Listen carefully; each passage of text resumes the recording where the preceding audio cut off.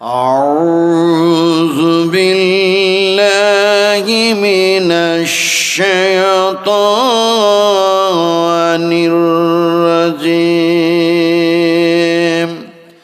بسم الله الرحمن الرحيم. إن الله وملائكته يصلون على النبي يا أيها الذين آمنوا صلوا عليه وسلموا تسليما. اللهم صل على محمد وعلى آل محمد كما صليت على إبراهيم وعلى آل إبراهيم إنك حميد مجيد. اللهم بارك على محمد وعلى آل محمد كما باركت على إبراهيم وعلى آل إبراهيم إنك حميد مجيد. رب اجعلني مقيم الصلاة ومن ذريتي ربنا وتقبل دعائي ربنا اغفر لي ولوالدي وللمؤمنين يوم يقوم الحساب. مشايخ اعظام, ওলামায়ে ইকরাম, হযরত, সম্মানিত আজকার জালসার সভাপতি মহাশয়, সামনে দাঁড়ানো এবং বসে থাকা ইসলাম দরদি ভাতৃবৃন্দবর, সকলকেই জানাচ্ছি আমার আন্তরিক শুভেচ্ছা, ভালোবাসা, অভিনন্দন দিয়ে সর্বপ্রথমে সে আল্লাহ সুবহানাহু তাআলার দরবারে তার শুকরগুজার বান্দা হিসেবে আমরা শুকরিয়া আদায় করছি, আলহামদুলিল্লাহ। তারপরে পরে আমাদের নবী, বিশ্ব নবী, রাহমাতুল আলামিন জনাবে মুহাম্মদ রাসূলুল্লাহ সাল্লাল্লাহু আলাইহি সাল্লামের প্রতি অসংখ্য অগণিত দরুদ ও সালাম অবতীর্ণ হয়ে যাক, বলি আল্লাহুম্মা আমিন। ভাই, রাত্রি এখন কি 12টা? হ্যাঁ, 10টা 15 16। দেখুন, খাবারের জন্য যে এক ভিড় ভাড় হয়েছিল, যে ধাক্কা মারামারি চলছিল, এখনও তার সোর্স কমে যায় নাই। এখনও খাবারের জন্য মানুষ প্রস্তুত মাদ্রাসাতে। আর এক জলস্রোত বয়ে যাচ্ছে রাস্তার উপরে ছেলে এবং মেয়েদের। বিশ্বাস করুন, এগুলি মুসলমানদের আচার আচরণ, আখলাক, আদর্শ, কৃষ্টি, কালচার, তেহজিব, তামাদ্দুন হতে পারে না। বিশ্বাস করুন, এগুলো হতে পারে না। আজকে আমি নিজকে মুসলমান যতই দাবি করি, যতক্ষণ পর্যন্ত রাসূল করিম সাল্লাল্লাহু আলাইহি সাল্লামের কৃষ্টি কালচারে, তিনার আখলাক ও আদর্শে আমরা আদর্শিত না হতে পারবো, ততক্ষণ পর্যন্ত আমি কিন্তু বিশ্বনবী মুহাম্মদ সাল্লাল্লাহু আলাইহি সাল্লামের পূর্ণ উম্মত হতেও পারবো না। কথা বলছিলাম যে আমি আপনাদের সামনে যদি মনে করি, আর আল্লাহ পাক যদি আমাকে বলা করান, আমি 4 ঘন্টা, 5 ঘন্টা, 6 ঘন্টা, 7 ঘন্টা, 10 ঘন্টা আমি বক্তব্য রাখতে পারি, আল্লাহ পাক যদি আমাকে চান, ইচ্ছা করেন, আল্লাহর যদি হয়। কিন্তু এই কনকনে শীতের সময়, এই ঠান্ডার সময় মুফতি নাজমুল হক সাহেব আমাকে বলছিলেন, হুজুর আজকের অবস্থা খুব খারাপ। বলে কেমন খারাপ? বলে একদিকে দেখা যায় মসজিদ ছিল, সেটা মন্দিরে পরিণত হয়ে গেল। কি ছিল? মসজিদ ছিল, মন্দির হয়ে গেল। কাশ্মীর ছিল, কাশ্মীরটা বিজেপি হয়ে গেল, যেহেতু সেখানে বিজেপি সরকার আছে। তারপরে আমার সভাপতি এখানে বসেছিলেন, ইনি বললেন, চোখ দিয়ে ওনার পানি চলে আসলো। উনি বললেন, হুজুর আজকার দিনটা মনে হচ্ছে একটা যেন শোক তাপের দিন আমার মনে হচ্ছে। উনি বলছিলেন আমার কাছে বসে বসে, যেহেতু আজকার দিনটা সম্পূর্ণ ভিন্ন।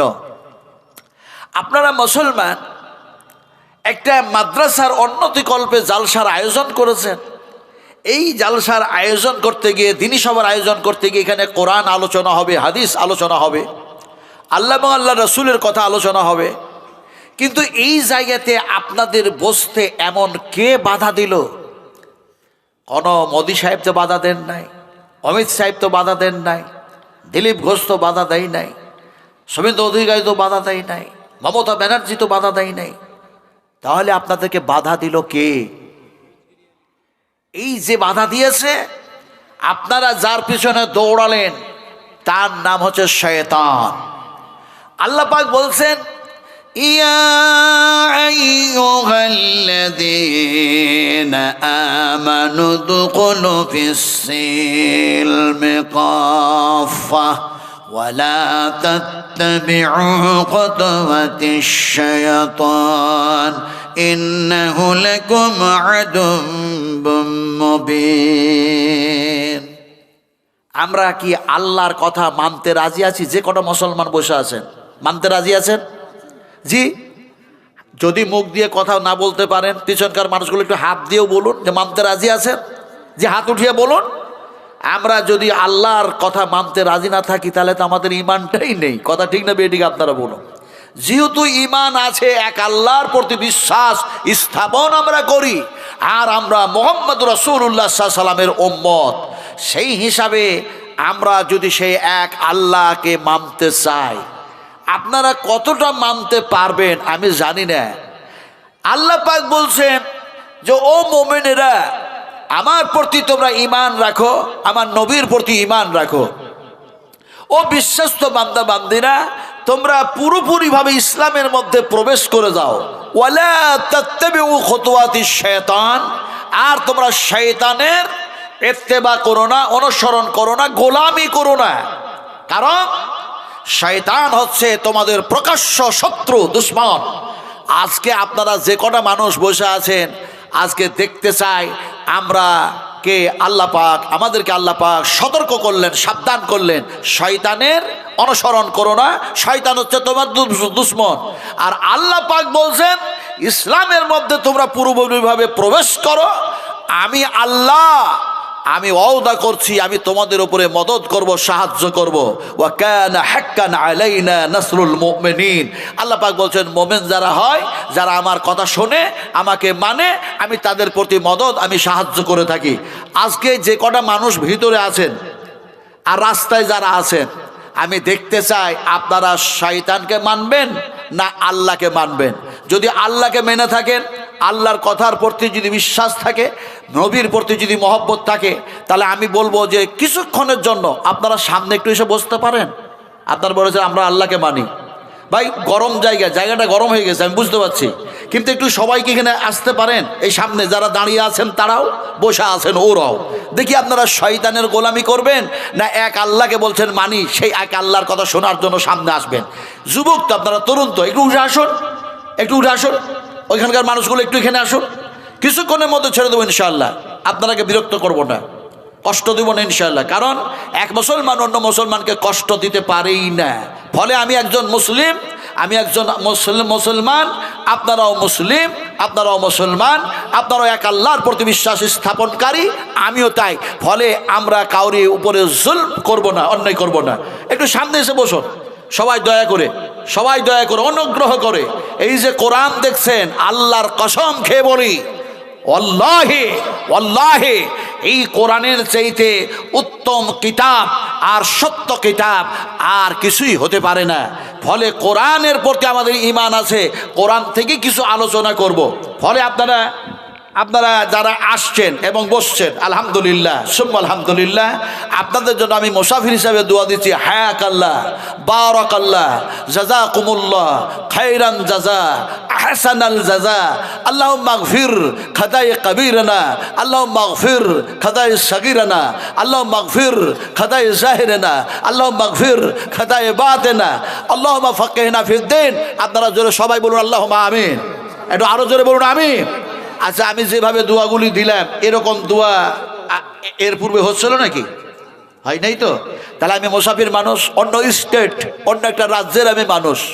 আর আপনারা হচ্ছেন বেঙ্গলি মানুষ, আপনারা বাঙালি, আপনারা পশ্চিমবঙ্গের নাগরিক, আপনারা ওয়েস্ট বেঙ্গল, পশ্চিমবঙ্গ, মুর্শিদাবাদ জেলার মানুষ, ফলে আপনারা স্পষ্ট বাংলাভাষী মানুষ। আর আমি হচ্ছি অন্য রাজ্যের মানুষ, আমি ঝাড়খণ্ডের মানুষ।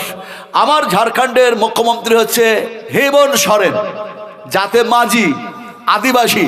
এখন যে রাজ্যের মুখ্যমন্ত্রী হয় আদিবাসী মাঝি, হ্যাঁ, সেই রাজ্যের নাগরিক এই সোনার বাংলার মানুষের সামনে এসে বাংলায় বক্তৃতা করবে, এটা বাংলার মানুষের আশা করতে পারে না।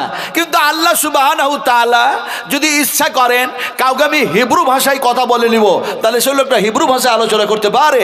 আল্লাহ যদি ইচ্ছা করেন কাউকে আমি পার্সি ভাষায় কথা বলে নিব, তাহলে সে পারস্য দেশের পার্সি ভাষায় কথা বলতে পারে। আল্লাহ যদি ইচ্ছা করেন কাউকে আমি ইংলিশে কথা বলে নিব, তাহলে সে ইংরেজিতে কথা বলতে পারে। আল্লাহ যদি ইচ্ছা করেন কাউকে আমি হিব্রু ভাষায় কথা বলে নিব, তাহলে সে লোকটা হিব্রু ভাষায় কথা বলতে পারে। কোনো একজন বাঙালিকে, বেঙ্গলি ভাষাভাষীর মানুষকে আল্লাহ যদি ইচ্ছা করেন আমি আরবিতে কথা বলে নেব, তাহলে সে অ্যারাবিক ভাষায় কথা বলতে পারে। তবে আমরা বাংলাতেই কথা বলি আর চাই হিন্দিতেই কথা বলি, এটা আমাদের কোনো পাণ্ডিত্য নয়। এটা হচ্ছে আল্লাহ সুবহানাহু তাআলার কৃপা, তার দয়া। যাকে যখন চান যে কোনো ভাষায় কথা বলেলেন, জোরে বলুন সুবহানাল্লাহ। সুবহানাল্লাহ পড়বেন না? যদি দেখা যায় অন্যান্য কওমেরা, অন্যান্য জাতিরা, তার মধ্যে এমন একটা জাতি যেন সে যেন আজকে ভারতের প্রাইম মিনিস্টার হয়েছে। আগে তো চাওয়ালা কেটলিওয়ালা মানুষ ছিল, এখন যেন প্রধানমন্ত্রী হয়েছে। কত বুঝেন কিনে? সে যেন বলছে রাম শুধু রাম নয়, রামই হচ্ছে সব। তাহলে আমি বলবো, আজকেই যেন শুনতেছিলাম তার যেন ক্যাসেট যেন বাজতেছিল আর মানুষকে শোনাইতেছিল, বলছে রাম তো শুধু রাম নয়, রাম হচ্ছে সব। তখন আমার মনের মধ্যে জাগলো, রামই যদি সব হয়ে যায়, তোমার মতো ধামা ধরা প্রধানমন্ত্রী তার প্রয়োজন নাই। জোরে বলি নারে তাকবীর, আরো জোরে বলি নারে তাকবীর। তাহলে পরে তোমার প্রয়োজন কেন? এখন কথা হচ্ছে সব কিছু হচ্ছেন কে? যিনি সমস্ত ক্ষমতার মালিক, যিনি সমস্ত সবকিছু স্রষ্টার মালিক, তার নাম হচ্ছে আল্লাহ। তার নাম কি? জোরে বলতে হবে মুর্শিদাবাদের মানুষেরা, একটু জোরে বলুন তার নাম কি? আরো জোরে বলুন আল্লাহ, আরো জোরে বলুন আল্লাহ। আল্লাহু লা ইলাহা ইল্লাহু আল হাইয়ুল কাইয়্যুম। আল্লাহ হলেন হাই, তিনি হলেন কাইয়্যুম, তিনি হলেন চিরন্তন, তিনি হলেন চিরস্থায়ী, তিনি হলেন অক্ষয়, তিনি হলেন অমর। আল্লাহ হলেন সর্বশক্তিমান।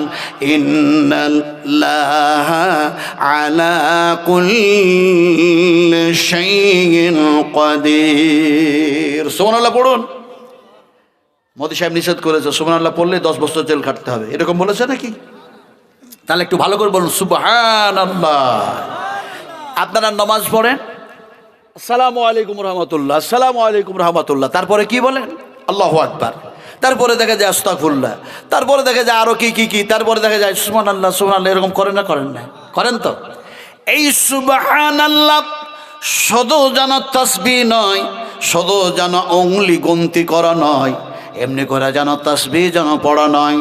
তাসবিহটা তাসবিহ, এই সুবহানাল্লাহটা শুধু সুবহানাল্লাহ নয়, জিকির শুধু নয়, সুবহানাল্লাহ যতবার বলবেন ততবার যেন কোরআন তেলাওয়াত করা হয়ে যাবে।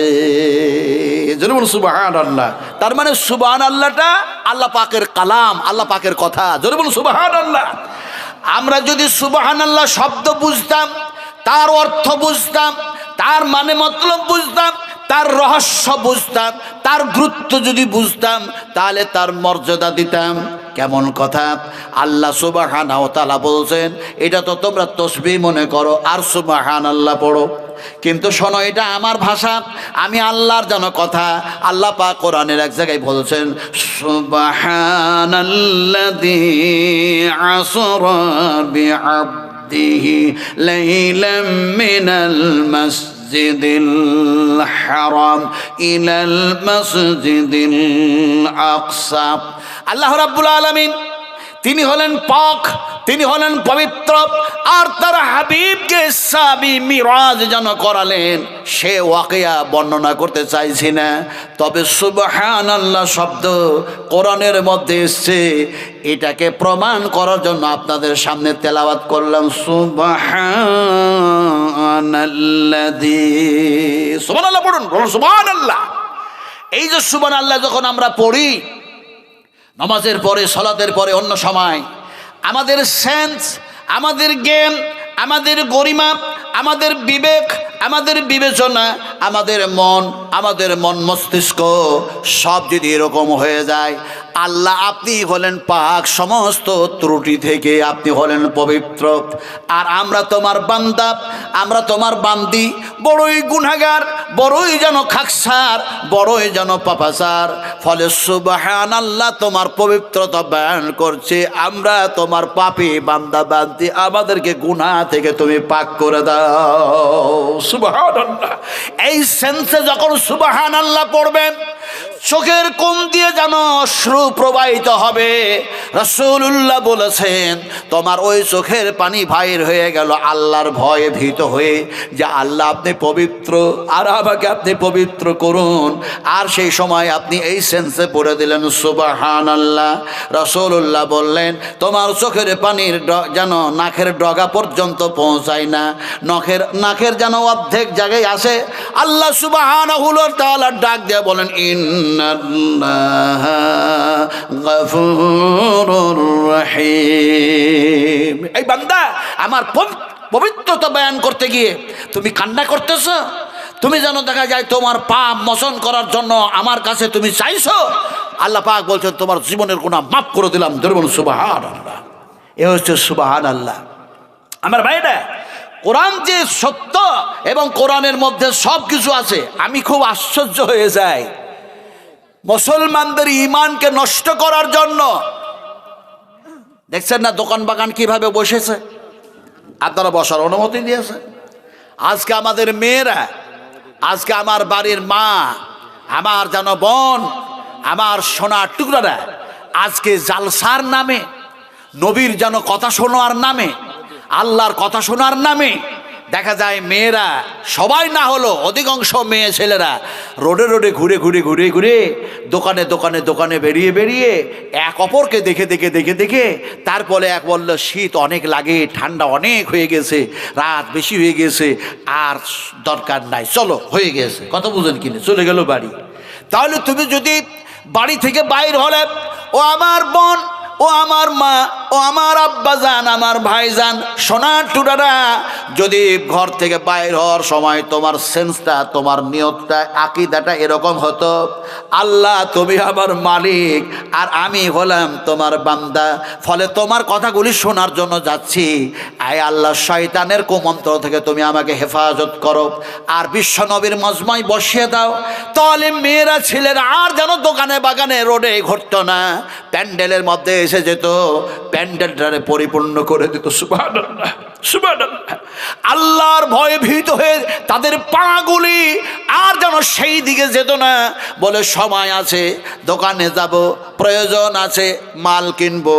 কিন্তু যে নিয়তে আজকে আমাদের গ্রামের মাদ্রাসার হাফেজেরা, হুজুরেরা দিনী সবার আয়োজন করেছেন, সেখানে যায় আর নেকি সঞ্চয় করে নি, এই সেন্সে যদি আমার ভাইরা মায়েরা এই জায়গায় এসে বসতেন, আল্লাহর কসমকে বলছি, আপনাদের বসাটা আর আসাটা, পায়ে হেঁটে আসলেন আর যেন বসে গেলেন, এই বসার জায়গা আল্লাহর সামনে সাক্ষী দিয়ে দিত, আর আপনাদের বসাটা শোনাটা আল্লাহ পাক নেকিতে পরিণত করে দিয়ে নেকির পাল্লায় নেকি চাপায়া নেকিটার পাল্লাটাকে ভারী করে দিতেন। সুবহানাল্লাহ। আপনারা আসলেন না এই কোরআনের মাজমায়, চলে গেলেন আপনি দোকান বাগানে এনজয় করার জন্য, আনন্দ করার জন্য, এক অপরের শরীরে ধাক্কা মারার জন্য। আল্লাহর কসম খেয়ে বলি, আপনি বাড়ি ফিরে গেলেন জেনাকার হিসাবে। রাসূলুল্লাহ বলেছেন, তুমি তোমার চোখটাকে, চোখের দৃষ্টিকে নিচু করে নাও। আল্লাহ কোরআনে বলেছেন, তোমার চোখের দৃষ্টি নিচু করে নাও, অপর মহিলার দিকে চেয়ে দেখো না, কারণ তুমি যতবার চেয়ে দেখবে সেটা যেন জেনাতে পরিণত হয়ে যাবে, জেনা সমতুল্য পাপ হয়ে যাবে। আস্তাগফিরুল্লাহ।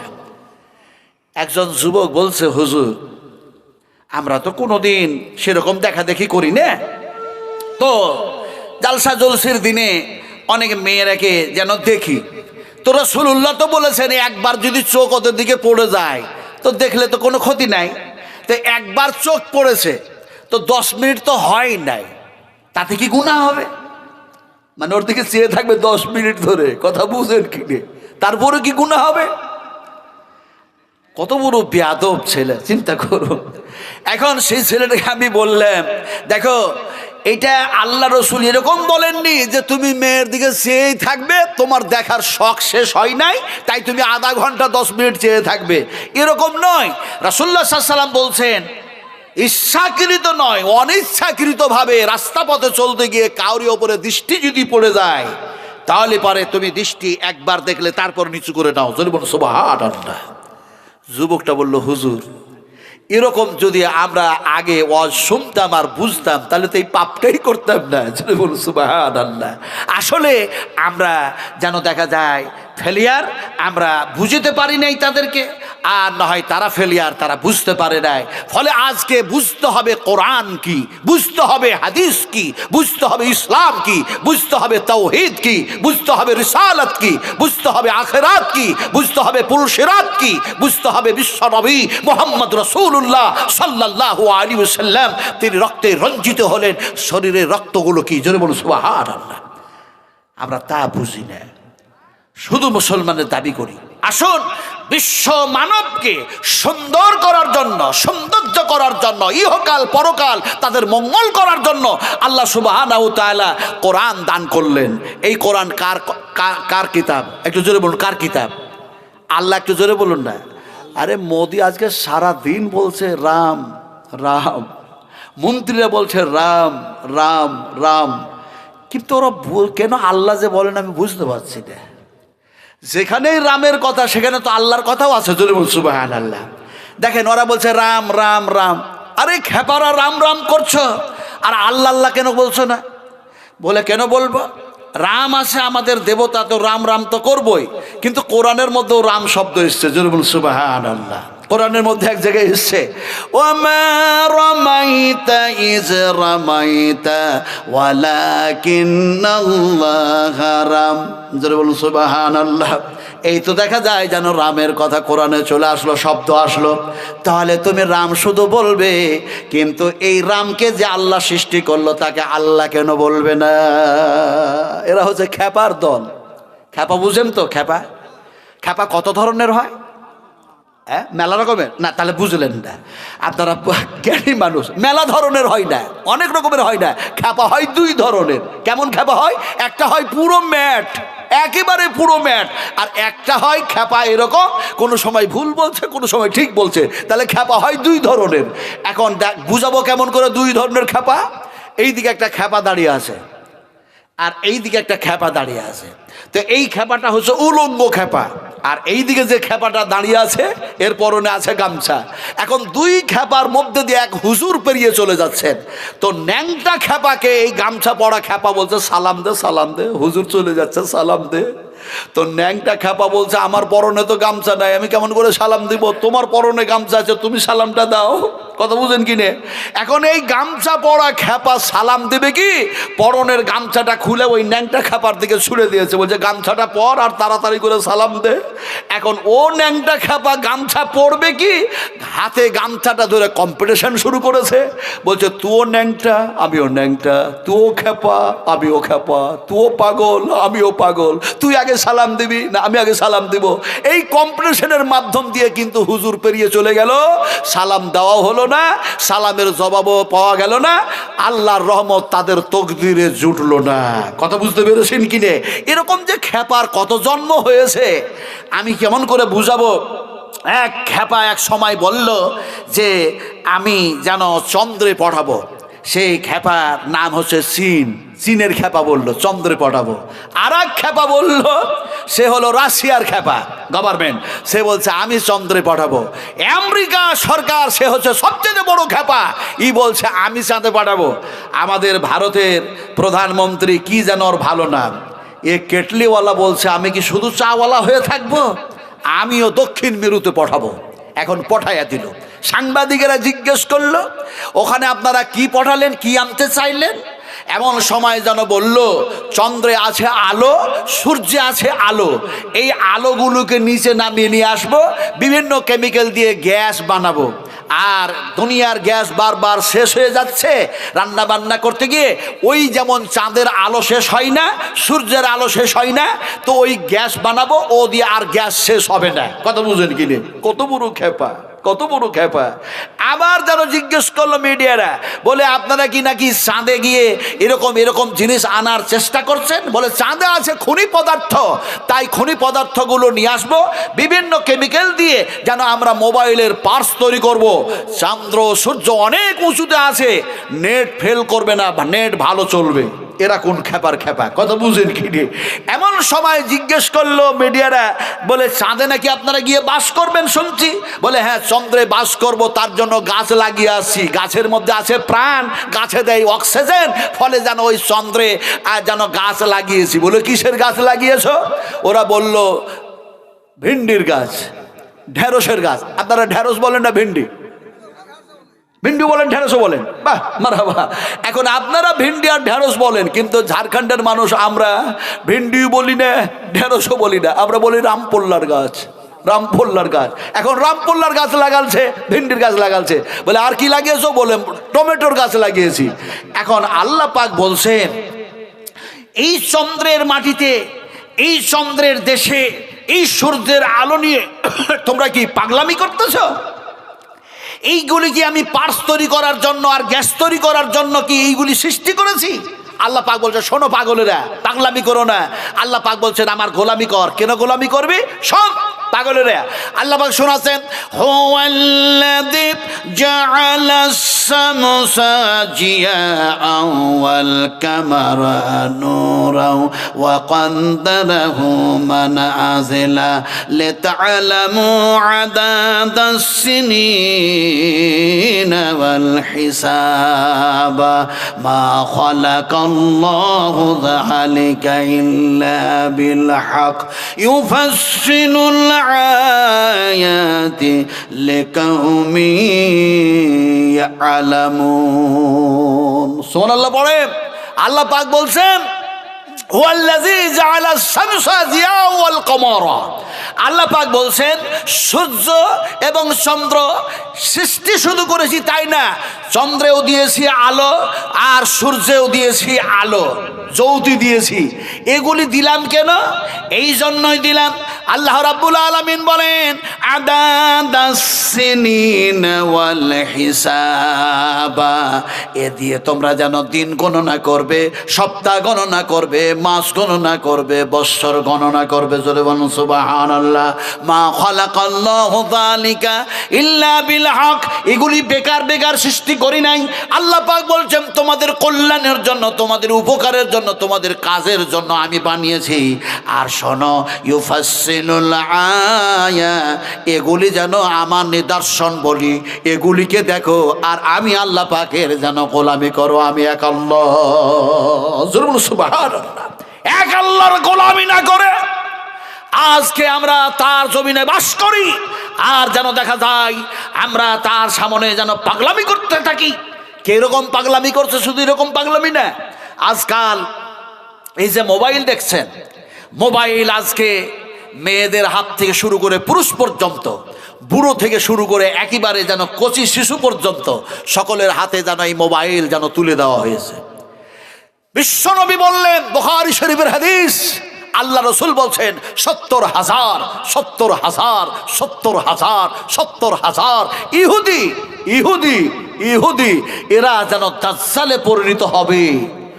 আর এই ইহুদিরা মুসলমানদের ঈমান নষ্ট করার জন্য এমন এমন যেন দেখা যায় অস্ত্র, এমন এমন যন্ত্র তাদের হাতে তুলে দিবে যে তাদের ঈমানটা নষ্ট এমনি হয়ে যাবে। আজকে মোবাইল হাতে তুলে দিয়েছে, এখন দেখা যায় হাজি, গাজী, মৌলানা, হাফেজ, কারি, মুফতি, মুসলমান, এমনি করে তাহাজ্জুদ গুজারি যত আছে, সব পৃথিবীর সব জাতি, সব মানুষ বলছে মোবাইলে সব আছে, মোবাইলে সব পাওয়া যায়। বলছে না? বলছে না? বলছে না? বলছে না? আচ্ছা, মোবাইলে যদি সব পাওয়া যায়, বলছে অনলাইনে সব পাওয়া যাবে। এখন যদি অনলাইনে সব পাওয়া যায়, তাহলে কত বড় তুমি বৈজ্ঞানিক আর কত বড় তোমরা সত্য কথা বলছো আমি জানতে চাই। এই মোবাইলকে বলো তো যে অনলাইনে আমাকে এখন থেকে দেখায় দাও, এনে দাও, আমার ডান হাতে আমলনামা আসবে না বাম হাতে আমলনামা আসবে? দিতে পারবে? এই অ্যান্সার দিতে পারবে? তাহলে মানুষ কেমন করে বলে যে মোবাইলের মধ্যে সব কিছু আছে, মোবাইলে সব পাওয়া যাবে, মোবাইল সব দিতে পারে? এটা কেমন করে মানুষ বলে? যেহেতু মানুষ এটা আবিষ্কার করেছে আর মানুষই এই কথাগুলি বলছে, তাহলে মানুষের কথাটা সত্য নয়। কথাটা সত্য কার? আল্লাহ পাকের। আল্লাহ পাক বলছেন আমি দিয়েছি তোমাদের কল্যাণের জন্য কোরআন, আর কোরআনের মধ্যে আছে সব। আল্লাহ পাক বলছেন কোরআনের মধ্যে সব আছে, আমি সব দিয়ে দিয়েছি। জোরে বলুন সুবহানাল্লাহ। আপনারা জবাব দেন। এবার মানুষ বলছে মোবাইলে আছে সব, আর আল্লাহ পাক বলছেন কোরআনে আছে সব। তাহলে পরে আল্লাহর কথা সত্য না মানুষের কথা সত্য? কার কথা সত্য একটু জোরে বলতে হবে। আর একটু জোরে বলুন। আল্লাহর কথা যে সত্য তা প্রমাণ করব কি করে? আল্লাহ নিজেই প্রমাণ করছেন। আল্লাহ পাক বলছেন আপনারা কি বিরক্ত হচ্ছেন নাকি? ছেড়ে দিয়ে শেষ করি। এই দেখেন রাত্রে বেশি হয়েছে বলছেন চালান, এই সময় বলছেন চালান। মুফতি নাজমুল হক সাহেব তাই জন্য বলছিলেন যে আমার পরে পরে যদি নাজমুল হক সাহেবকে নিয়ে যাওয়া হতো তাহলে প্যান্ডেলে কিছু লোক হতো, কিন্তু প্যান্ডেলটা ফাঁকা থেকেই গেল। কথা বুঝেন কিনি? উনি বলছিলেন আমাকে, আল্লাহে আমি কথা বানায়া বলছি না। আল্লাহ রাব্বুল আলামিন কোরআনুল কারীমের মধ্যে যেন বলেছেন ইয়াকু কাযিবান ফাআলাইহি কাযিবুহু ওয়া ইয়াকু সাদিকান ইউসিবুকুম বা'দুল্লাযী ইয়াঈদুকুম ইন্নাল্লাহা লা ইয়াহদি মান হুয়া মুশরিফুন কাযাব। আল্লাহ পাক বলেন যারা সীমা লঙ্ঘনকারী হয় এবং মিথ্যাবাদী হয় আমি আল্লাহ তারাকে হেদায়েত করি না। জোরে বলুন সুবহানাল্লাহ। তো আমি মিথ্যা কথা বলছি না। মুফতি নাজমুল হক সাহেব অনেক গল্প করলেন, যেহেতু তিনার সাথে আমার সম্পর্ক লিঙ্ক বহু বৎসরের বহু দিনের প্রাচীন একটা লিঙ্ক আছে। কথা বুঝলেন কিনে আমার ভাইরা? কথা বলতেছিলাম যে আল্লাহর কথা যে সত্য, আল্লাহ বলছেন যে কোরআনের মধ্যে সব আছে, তা আল্লাহ পাক নিজেই তার দলিল দিচ্ছেন, প্রমাণ করছেন। ওয়াতিবিয়ানাল লিকুল্লি শাই। আল্লাহ পাক বলেন এই কিতাবের মধ্যে, কোরআনের মধ্যে আমি আল্লাহ সমস্ত কথা ঢোকায়া দিয়েছি। সুবহানাল্লাহ পড়েন, আরো জোরে বলুন সুবহানাল্লাহ। এখন যে কোরআনের মধ্যে সব কথা আল্লাহ বললেন, এই কোরআনটাকে যদি খোলা হয়, খোলার সঙ্গে সঙ্গে একটা শব্দ পাবেন। কি শব্দ পাবেন? বিসমিল্লাহির রাহমানির রাহিম। বা এমনি করে শব্দটার প্রথম অক্ষর হয়ে গেল বাপ। কোরআনের এবার শেষ দিকটাতে যখন আপনি যাচ্ছেন, সে সময় যেন আপনি বলছেন মিনাল জিন্নাতি ওয়ান নাস। এমন সময় যেন শেষ শব্দ অক্ষরটা হয়ে গেল সেন। এবার বার সিনকে যদি যুক্ত করা হয়, উচ্চারণ হয়ে গেল বাস। তার মানে আল্লাহ পাক বললেন সর্বযুগের সর্বকালের কিয়ামত পর্যন্ত সকলের জন্য এই 30 পারা কোরআনটা যথেষ্ট হয়ে গেল। বাস, যথেষ্ট হয়ে গেল, পরিপূর্ণ হয়ে গেল। কোরআনের মধ্যে সব পেয়ে যাবা। তোমাদের ঈমান ঠিক থাকবে, পরকাল ঠিক থাকবে, ইহকাল ঠিক থাকবে। কোরআনের প্রতি জীবন যাপন করলে তোমরা যেন দেখা যায় এমনি করে ইহকালটাও তোমাদের মঙ্গল হবে, পরকালটাও কল্যাণ হয়ে যাবে। সুবহানাল্লাহ পড়েন, আরো জোরে সুবহানাল্লাহ। এখন এই কোরআনুল কারীমে দেখা যায় হয়ে গেল কি, বাস যথেষ্ট পরিপূর্ণ হয়ে গেল। এই কোরআনের মধ্যে এবার দেখা যাচ্ছে আছে কি, সব কিছু আছে। এখন সেই কোরআন আপনি তেলাওয়াত করছেন, সব কিছু আছে। কোরআন তেলাওয়াত করছেন, তেলাওয়াত করতে গিয়ে কি করলেন?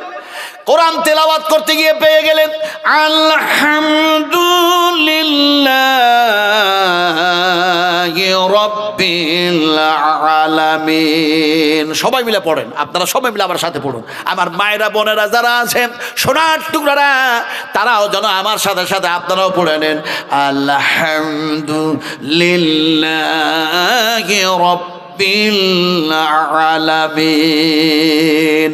এখন কোরআন যে তেলাওয়াত শুরু করলেন, কি দিয়ে শুরু করলেন? আল্লাহর প্রশংসা দিয়ে। জোরে বলুন সুবহানাল্লাহ। সমস্ত প্রশংসার মালিক যিনি, এই কোরআন সকলের জন্য যে যথেষ্ট করলেন, সেই কোরআন তেলাওয়াত শুরু করলাম আল্লাহর প্রশংসা দিয়ে। জোরে বলুন সুবহানাল্লাহ। এই মঞ্চে, এই স্টেজে যত হুজুর আসবেন, যত মুফতি আসবেন, যত আলেম আসবেন, এই আলেমেরা এসে, হুজুরেরা এসে লাউডস্পিকারে মুখ দিয়ে বক্তৃতা শুরু করবেন না, বক্তৃতা শুরু করার আগে তারা শুরু করবে কি? কেউ যেন বলবেন ইন্নাল হামদালিল্লাহি নাহমাদুহু, আল্লাহর প্রশংসা হয়ে গেল। কেউ যেন বললেন আলহামদুলিল্লাহি কাফা, আল্লাহর প্রশংসা হয়ে গেল।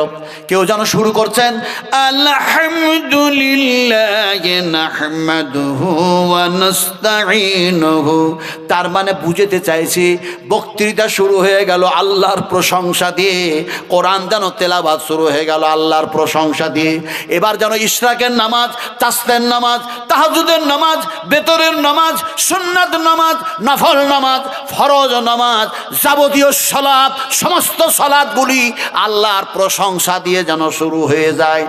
আলহামদুলিল্লাহি রাব্বিল আলামিন। এখন আল্লাহ পাক এর দিয়ে বুঝাতে কি চাইছেন? এগুলি দিয়ে বুঝাতে চাইছেন তোমরা যে প্রশংসা করতেছ, তোমরা কোন আল্লাহর প্রশংসা করছো? তোমরা এক আল্লাহর প্রশংসা করছো না, বহু ঈশ্বরের তোমরা প্রশংসা করছো। আল্লাহ তার নিজের পরিচয় দিচ্ছেন, যদি বলো সুবহানাল্লাহ। তোমরা কোন আল্লাহর প্রশংসা করবে? শোনো, আমি আল্লাহ পাক জানো বলছি, তোমরা কোন আল্লাহর প্রশংসা করবে আমি আল্লাহ তোমাদেরকে সেটা শিখিয়ে দিচ্ছি। শোনো, কোরআনের এক জায়গায় আল্লাহ পাক জানো বলছেন, আল্লাহ রাব্বুল আলামিন বলেন, আল্লাহ সুবহানাহু তাআলা সুন্দরভাবে যেন বুঝাচ্ছেন, সুন্দরভাবে যেন কথাগুলো বলছেন। ফালিল্লাহিল হামদ রাব্বিস সামাওয়াতি ওয়া রাব্বিল আরদি রাব্বিল আলামিন। একটা বুড়ো মানুষ, বৃদ্ধ মানুষ, ভালো করে শুনুন, এটা গভীর রাত তো, রাত্রে আস্তে আস্তে বেশি হচ্ছে তো ভালো করে শুনুন। একটা বুড়ো মানুষ, বৃদ্ধ মানুষ, এই বৃদ্ধ মানুষটার দেখা যায় এই মুখের চামড়াগুলো আল্লাহ আল্লাহ আল্লাহ আল্লাহ একেবারে জড়ো সড়ো হয়ে গেছে, আর দাড়িগুলি পেকে সব সাদা শুন হয়ে গেছে। এখন সেই বৃদ্ধ মানুষটা আল্লাহকে বলছে, আল্লাহ তোমার প্রশংসা, বক্তৃতা, নামাজ, তেলাওয়াত সব শুরু করতে গিয়ে তোমার প্রশংসা করি। তুমি আমাকে সন্তান তুমি দাও, যদি সন্তান দাও আমি তোমার প্রশংসা করবো। সুবহানাল্লাহ। এখন বুড়ো মানুষটা সন্তান চাইলো আল্লাহর কাছে, বৃদ্ধ মানুষ সন্তান চাইলো আর আল্লাহ পাক তাকে সন্তান দান করে দিলেন। বৃদ্ধ মানুষটা খুব খুশি হয়ে গেলেন, খুব আনন্দে আনন্দিত হলেন। আর বুড়ো মানুষটা, বৃদ্ধ মানুষটা আনন্দে আনন্দিত হয়ে আল্লাহর প্রশংসা করছেন। কিভাবে করছেন? সেই বৃদ্ধ মানুষের কথাটাকে আল্লাহ পাক কোরআনে কোট করে দিয়েছেন। সুবহানাল্লাহ। সেই বৃদ্ধ মানুষ, সেই বুড়ো মানুষ, তিনি যেন দেখা যায় আল্লাহ পাকের কাছ থেকে, পক্ষ থেকে যখন সন্তান পেয়ে গেলেন, তিনি বললেন, এই আল্লাহ আমার দোয়া তুমি কবুল করেছো, দরখাস্ত কবুল করেছো, আর তুমি আমাকে সন্তান যেন একটা নয়, তুমি এরকম সন্তান যেন আমাকে যেন দুইটা দিয়েছো। এমন সময় যেন আমি খুশি হয়ে গেলাম। বৃদ্ধ মানুষ খুশি হয়ে যেন বলছেন, আলহামদুলিল্লাহিল্লাযী ওয়াহাবালি আলাল কিবারি ইসমাঈল ওয়া ইসহাক। জোরে বলুন সুবহানাল্লাহ। বুড়ো মানুষটা অন্য কেউ না, তিনি হলেন হযরত ইব্রাহিম আলাইহিস সালাতু সালাম। আর তিনি আল্লাহর কাছে সন্তান চাইলেন, আল্লাহ পাক যেন তাকে যেন কি করলেন, ইসমাঈল আর ইসহাক দান করে দিলেন। আপনারা সুবহানাল্লাহ পড়বেন না? এটা জোরে সুবহানাল্লাহ। আসলে বুড়ো মানুষ আমরা বুঝতেই পারি না, এতে কেমন করে সুবহানাল্লাহ পড়বো? আচ্ছা, বুড়ো কাকে বলে বলুন তো? বুড়ো কাকে বলে? বৃদ্ধ মানুষ কাকে বলে? বুঝতে পারছেন না? আমি বুঝতে পারছি না। এই যে দাড়িগুলো আমার সাদা হয়েছে দেখুন, আমি যখন 30 বছর আগে আপনাদের এলাকায় ওয়াজ করতে এসেছি তখন তো আমি তরুণ ছিলাম, আমি যুবক ছিলাম, আমার দাড়ি এরকম সাদা ছিল না। তাহলে এখন এই দাড়ি যে সাদা হয়েছে, দাড়ি যে পেকে গেছে, এটা কিসে পেকেছে আপনারা বলতে পারেন? আপনাদের দাড়ি পেকেছে, কিসে পেকেছে একটু বলুন? বয়স হলে। ঠিক বলেছেন। এইভাবে যদি আপনারা উত্তর দেন আব্বাজি, তাহলে আমাকে ওয়াজ করতে খুব ভালো লাগে। আলহামদুলিল্লাহ, ওয়াজ করতে খুব সুন্দর লাগে। হ্যাঁ, এই যে আপনি বললেন বয়স হয়েছে, তার জন্য মেয়েদেরও মাথার চুল পেকেছে আর পুরুষদেরও মাথার চুল পেকেছে, কিন্তু এই ইমানটা, এই কথাটা সঠিক নয়। বলে তাহলে কি সঠিক কোনটা? বয়সে যদি চুল না পাকে, বয়সে যদি দাড়ি সাদা না হয়, তাহলে পরে কিসে সাদা হয়? এটা প্রশ্ন হতেই পারে। বুখারী শরীফ থেকে উত্তর দিচ্ছে, শুনুন ভালো করে। বুখারী শরীফের হাদিস, বিশ্বনবী মুহাম্মদ রাসূলুল্লাহ সাল্লাল্লাহু আলাইহি সাল্লামের মাথার চুলগুলি সেদে সাদা যেন হয়ে গেল, পেকে দাড়িগুলি পেকে সাদা হয়ে গিয়েছে। উম্মাহাতুল মুমিনিন মা আয়েশা সিদ্দিকা রাদিয়াল্লাহু তাআলা আনহা তিনি বলছেন, আসসালামু আলাইকা ইয়া রাসূলুল্লাহ, নবীজি বুঝি আপনার বয়স যেন অনেক হয়ে গিয়েছে, আর বয়সের কারণে বুঝি যেন মাথার চুলগুলি আর দাড়িগুলি পেকে সাদা হয়ে গেছে। রাসূলুল্লাহ সে সময় মা আয়েশাকে বললেন, আয়েশা না না না, বয়সের কারণে আমার চুল পাকে নাই, দাড়ি পেকে সাদা হয় নাই, বয়সের কারণে নয়। আয়েশারে ভালো করে শোনো, এই আমার মাথার চুল সাদা হয়েছে, মুখের দাড়ি সাদা হয়েছে, পেকে গিয়েছে, তার মানে কিয়ামতের চিন্তা করতে করতে আবার চুল দাড়িগুলি পেকে যেন সাদা হয়ে গেছে। সুবহানাল্লাহ সুবহানাল্লাহ। রাসূলুল্লাহ বললেন, বয়সের কারণে পাকে নাই, আমার মাথার চুল দাড়ি পেকেছে কিয়ামতের চিন্তা করতে করতে। মা আয়েশা সিদ্দিকা রাদিয়াল্লাহু তাআলা আনহা তিনি বলছেন, ইয়া রাসূলুল্লাহ, কিয়ামতের চিন্তা তুই করেন, আপনি একজন যেন সাইয়্যিদুল মুরসালিন, আপনি খাতিবুন নবীন, আপনি রাহমাতাল লিল আলামিন, নবীজি আপনার যেন এমনি করে কিয়ামতের চিন্তা এত হয় যে এই চিন্তা করতে করতে দাড়িগুলি মাথার চুলগুলি পেকে সাদা হয়ে গেল। ইয়া রাসূলুল্লাহ, কিয়ামতের দিনটা কেমন হবে? আল্লাহ নবী বলেন, আয়েশা রে, কিয়ামতের দিনটা এমনটাই হবে, কোনো মানুষ কোনো মানুষের উপকার করতে পারবে না, কোনো মানুষ কোনো মানুষের কাজে আসবে না। মা আয়েশা বলেন, ইয়া রাসূলুল্লাহ, এমনি করে দেখা যায় মা কি দেখা যায় বাপের কাজে আসবে না, বাপ কি দেখা যায় মায়ের কাজে আসবে না, ছেলে যেন দেখা যায় মায়ের কোনো উপকার করবে না, মা যেন ছেলের কোনো উপকার করবে না, স্বামী যেন স্ত্রীর কোনো উপকার করবে না, স্ত্রী যেন স্বামীর কোনো উপকার করতে পারবে না। সেই দিনটা যেন দেখা যায় এক নফস আর এক নফসের কোনো কাজে আসবে না। আর ওই দিনটা দেখা যায় আল্লাহর হুকুম ছাড়া কাউরে হুকুম চলবে না। লা ইলাহা ইল্লাল্লাহ, লা ইলাহা ইল্লাল্লাহু ওয়াহদাহু লা শারীকা লাহু, লাহুল মুলকু ওয়া লাহুল হামদু ওয়া হুয়া আলা কুল্লি শাইইন কাদির। সেই দিন কেউ কাউরি কোনো উপকারে আসবে না আয়েশা, আল্লাহর হুকুম ছাড়া কাউরি হুকুম চলবে না। রাসূল এই কথা বলতে গিয়ে নবীর মুখ দিয়ে কোরআন যেন বাইর হয়ে গেল। কি হলো?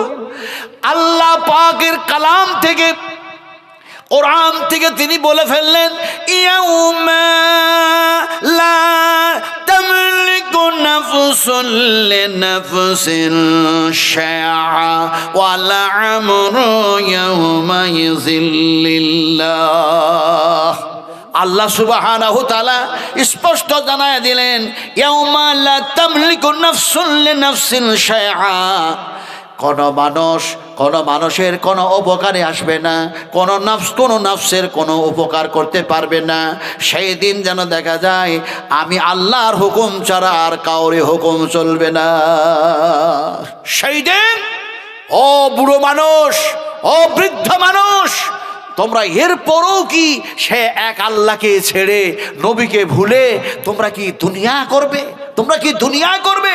আল্লাহ পাক কোরআনের এক জায়গায় বলছেন, ইয়া আইয়ুহাল ইনসানু মা গররাকা বিরাব্বিকাল কারীম আল্লাযী খালাকাকা ফাসাওয়াকা ফাআদালাক ফি আইয়ি সূরাতিন মা শাআ রাক্কাবাক।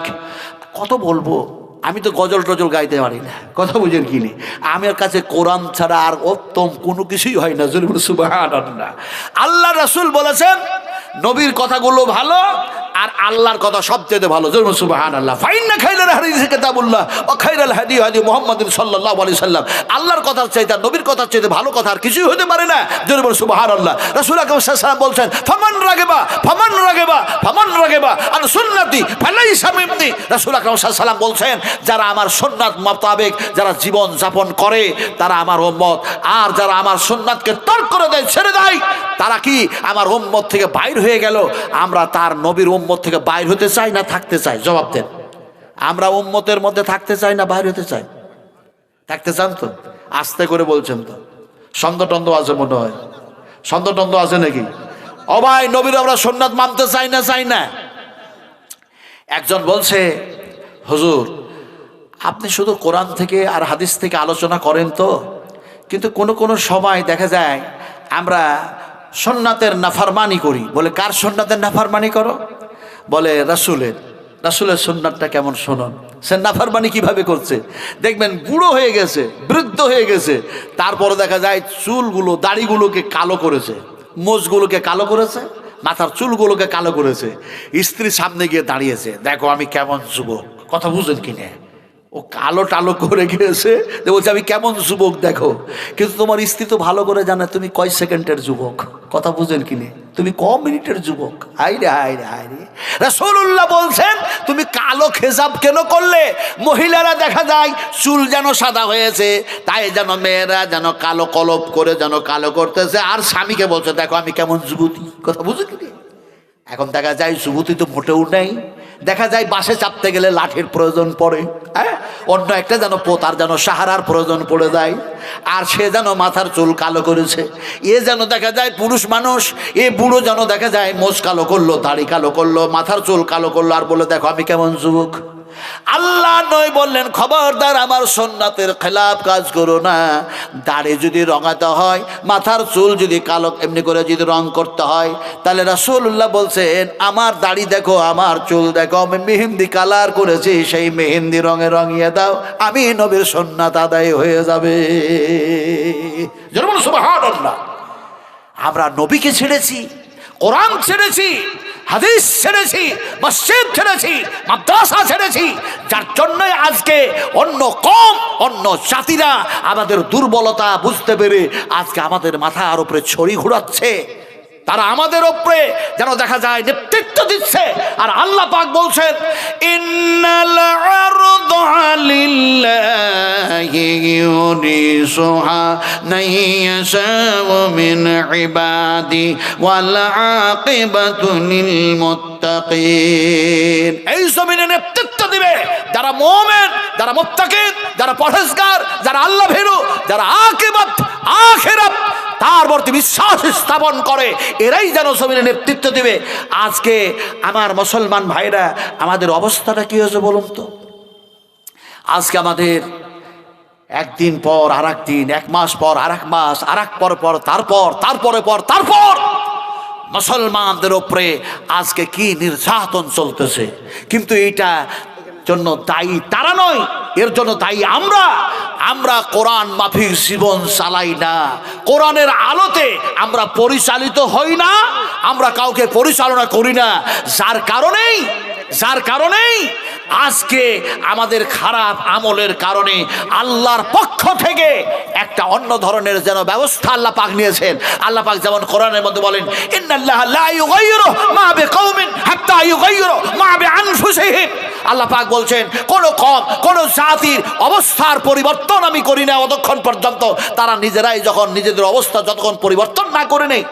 আজকে যদি হতাম আমি তাহাজ্জুদ গুজারি, আজকে যদি আমি বলতাম কোরআন তেলাওয়াতকারী, আজকে যদি আমার মায়েরা বোনেরা মুসলিমারা সবাই যদি হতো আলেম আলেমা হাফেজা মুহাদ্দিসা, তারা যদি কোরআন এবং নবীর হাদিসগুলি আজকে যদি পড়াশোনা করে নিজের জিন্দেগি করত, তাহলে পরে সারা ভারতবর্ষে নয় সারা পৃথিবীতে আজকে যেন আল্লাহ আর আল্লাহ, আল্লাহ আর আল্লাহ, আল্লাহ ছাড়া কাউরে আর পূজা হতো না। কিন্তু আজকে আমরা মুসলিম হয়ে, আজকে মুসলমান হওয়ার পরেও যখন আমরা মসজিদ ছাড়লাম, আমরা যখন মাদ্রাসা ছাড়লাম, আমরা যখন কোরআন ছাড়লাম, আমরা নিজকে যখন কোরআনের আলোতে পরিচালিত করতে পারলাম না, তখন আমার ছেলে নষ্ট হয়েছে, আমার মেয়ে নষ্ট হয়েছে, আমার স্ত্রী নষ্ট হয়েছে।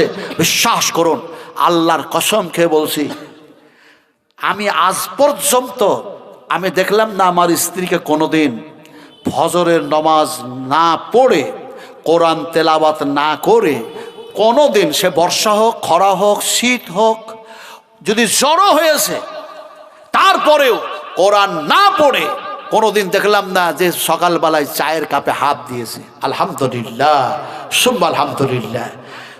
সূরা হাসার, সূরা ইয়াসিন, সূরা রহমান, সূরা মুলক, আপনার যত বড় বড় সূরাগুলি আছে সব মুখস্থ। কথা বুঝেন কি নি? আলহামদুলিল্লাহ। বৎসরে মাসে যে কতবার কোরআন যেন খতম করে আল্লাহ জানে আর হু জানে। কথা বুঝেন কি নি? তা আমি যখন ঘর থেকে আজকে বাইর হলাম, ভালো করে শিখুন, এর মধ্যে শিক্ষার আলো আছে, শিক্ষার ব্যাপার আছে, যার জন্য বলছি। ঘর থেকে যখন বাইর হলাম তো আমার স্ত্রী গেটের কাছে দাঁড়ায় আমাকে বলছে আসসালামু আলাইকুম ওয়া রাহমাতুল্লাহ। দেখুন স্ত্রীর ঘুম, দেখুন সুবহানাল্লাহ। তার মধ্যে আছে কোরআনের জ্ঞান। সে যে ওই যে বললাম, যদি আপনি কোরআনের হাফেজা হন তাহলে কি হবে, আখলাক কি হবে। তো স্ত্রী বলছেন আসসালামু আলাইকুম ওয়া রাহমাতুল্লাহি ওয়া বারাকাতুহু।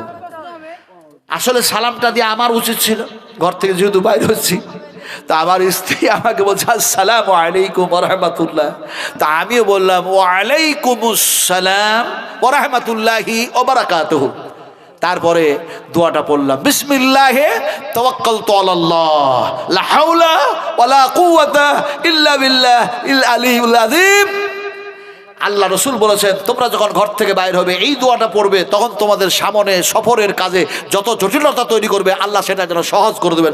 সুবহানাল্লাহ, আরো যেন সুবহানাল্লাহ। আজকে রাস্তায় আস্তে আস্তে কত রকমের যে যেন দেখা যায় জয় শ্রীমের ধ্বনি পড়ছে। আমার মুখে দাড়ি আছে বলে, আমার মাথায় টুপি আছে বলে, লম্বা জামা আছে বলে, আমার যে ড্রাইভার নাসিরউদ্দিন তার মুখে দাড়ি, আলহামদুলিল্লাহ 5 ওয়াক্তের নামাজি ছেলে। বুঝতে পেরেছেন কিনা? এই দেখার পরে দেখছি হেঁটে আসছে, কোনো কথা নাই। আমাকে দেখার সাথে সাথে সেই জয় শ্রীরামের ধ্বনি দিতে শুরু করলো। এই বললাম এরা কত বড় বাঁদর। বাঁদর যদি না হয় তাহলে বান্দরামি করে কি করে? হযরতে দাউদ আলাইহিস সালাম ওয়াজ করছেন, আর তার কমেরা যখন বান্দরামি করেছিল আল্লাহ পাক তারাকে বাঁদর বানিয়েছে না বানায় নাই? একটু জোরে কথা বলুন। বান্দরামি করেছিল আল্লাহ তাই বাঁদর বানায় দিয়েছিলেন। এখন এই কথা যেন বলতেছে, তারপরেও ভিড় ভাড়াক্কার মধ্যেও বারবার দাঁড় হয়েছে আমার ড্রাইভার। আমি একটু শুয়ে যাই, খুব ক্লান্ত থাকি তো, প্রতিদিনের জন্য প্রোগ্রাম। গত রাত্রে আমার প্রোগ্রাম ছিল আপনার কি বলে বসিরহাট এলাকায়। কথা বোঝেন কিনা? তার আগের রাত্রে আমার প্রোগ্রাম ছিল সেই ঘটকপহর, জীবনতলা, কালিকাতলা, সেই নওশাদ সিদ্দিকীর এলাকায়। তারপরে আপনার শওকত মোল্লার সঙ্গে আমার দেখা হলো। কথা বুঝেন কিনা? আলহামদুলিল্লাহ। ওখানকার অনেক নেতা তহা সিদ্দিকুল্লাহ চৌধুরী সাহেব, অনেক জায়গাতে দেখা সাক্ষাৎ হয় তো। কথা বুঝেন কিনে? যেমন আপনাদের বহরমপুরের নিয়ামতুল্লাহ সাহেব MLA। কথা বুঝেন কিনে? উনি সেই দিন আমাকে বললেন যে আপনি এখানে আসুন, আপনাদের এখানে আসার সময় আল্লাহর কসম খেয়ে বলছি, ওনার মসজিদের মাদ্রাসার হাফেজ সাহেব বললেন, উনিও বললেন যে আপনি যখন আমাদের মসজিদে বাদে আসছেন সেই কতদিন পূর্বে আপনি আমার বাড়িতে এসছেন, আর একটু সিনাই লাগিয়েছিলাম, 5 ওয়াক্তের নামাজও পড়ি, আর দোয়া করতে বলেছিলাম, দোয়াও করেছেন আলহামদুলিল্লাহ। তা আজকেও আসেন, আমার বাড়িতে মেহমানি করবেন, তারপরে তেঁতুলে আপনাকে পৌঁছে দেওয়া হবে। আমি বললাম ক্ষমা করবেন, আমি তো বাইর হয়েছি আর নিয়ত করেছি আমি মাদ্রাসায় যাবো, আলহামদুলিল্লাহ। কথা বুঝুন কিনি? আপনার বাড়ি যাব না। উনি বললেন যে 3 মার্চ আমি জালসার দিন ঠিক করেছি আমার মাদ্রাসার জন্য এই গজদার পাড়ায়। কথা বুঝেন কিনে? তো আপনি যদি দাওয়াতটা নিতেন। আমি বললাম আপনি MLA সাহেব হলেও, চাপ সৃষ্টি করলেও, যেখানে ওয়াদা আছে সেখানে যেতে হবে, আপনার দাওয়াত নিতে পারবো না, আমার ডায়েরি ফাঁকা নাই। কথা বুঝেন কিনি? আজকেও বাধা বিঘ্নর মাধ্যম দিয়েও আল্লাহ পাক আপনাদের কাছে পৌঁছায় দিয়েছে। আসলে বলতে চাইলাম দোয়া দোয়া আমার রাসূলের দোয়া। আল্লাহ রাসূল যে দোয়া শিখিয়েছেন সেই দোয়া যদি আমরাও শিখতাম। এই জন্য তো মাদ্রাসার প্রয়োজন, এই জন্য শিক্ষা প্রতিষ্ঠানের প্রয়োজন, এই জন্য বক্তব্যের প্রয়োজন, এই জন্য মসজিদের প্রয়োজন, এই জন্য আলেমের প্রয়োজন, এই জন্য আলেমার প্রয়োজন, এই জন্য হাফেজের প্রয়োজন, এই জন্য হাফেজার প্রয়োজন। তাছাড়া আপনাকে দ্বীন শিখাবে কে, কোরআন শিখাবে কে, হাদিস শিখাবে কে? এমনি করে দেখা যায় বুলবুল মারাম, এমনি করে মিশকাত, এমনি করে যেন দেখা যায় আবু দাউদ, এমনি করে তিরমিজি, এমনি করে নাসাই, এমনি করে ইবনে মাজাহ, এমনি করে যেন আবু দাউদ, এমনি করে যেন মুসলিম, এমনি করে যেন বুখারী শরীফ, কত যে কিতাব আছে। এগুলি শিখবেন কোথা থেকে? কুল হাল ইয়াস্তাবিল্লাযিনা ইয়ালামুনা ওয়াল্লাযিনা লা ইয়ালামুন। শিক্ষিত মানুষ আর অশিক্ষিত মানুষ কখনোই সমান হয় না, আল্লাহ পাক সুবহানাহু তাআলা বলছেন। এখন কথাটা বলতেছিলাম কি, দোয়া পড়ে বাইর হলাম, স্ত্রী গেট বন্ধ করলেন, নামাজের ওয়াক্ত হয়ে গেল রাস্তার মধ্যে। যেটা বলুন সুবহানাল্লাহ, নামাজ পড়তে হবে না? হবে না? কথা বলুন, নামাজ পড়তে হবে না? হবে না? আজকে আমরা নামাজ ছেড়েছি। ও যুবকেরা, ও তরুণেরা, ও মুসলিমারা, ও মুসলিমেরা, আজকে আমরা নামাজ ছেড়েছি। নামাজ যখন ছেড়েছি তখনই আল্লাহ আমাদের প্রতি বিচার হয়ে গেছেন, অসন্তুষ্ট হয়ে গেছেন। আল্লাহ পাক বলছেন, আমার দিকে তোমরা মত হয়ে যাও, আমারে সিজদা করো, গোলামি করো, 5 ওয়াক্তের নামাজ আদায় করো, আমার কাছে ক্ষমা চাও, আমি আল্লাহ তোমাদের জীবনের গুনাহ মাফ করে দেবো। জোরে বলো সুবহানাল্লাহ। আল্লাহর ওয়াদা আছে না নাই? আছে না নাই? উদউনি আস্তাজিবু লাকুম। আল্লাহ সুবহানাহু ওয়া তাআলা বলেন, বান্দা আমাকে ডাক, বিপদে আপদে, খুশিতে খাসালে, সদা সর্বদাই আমাকে ডাক, আমি তোদের ডাকে সাড়া দিব।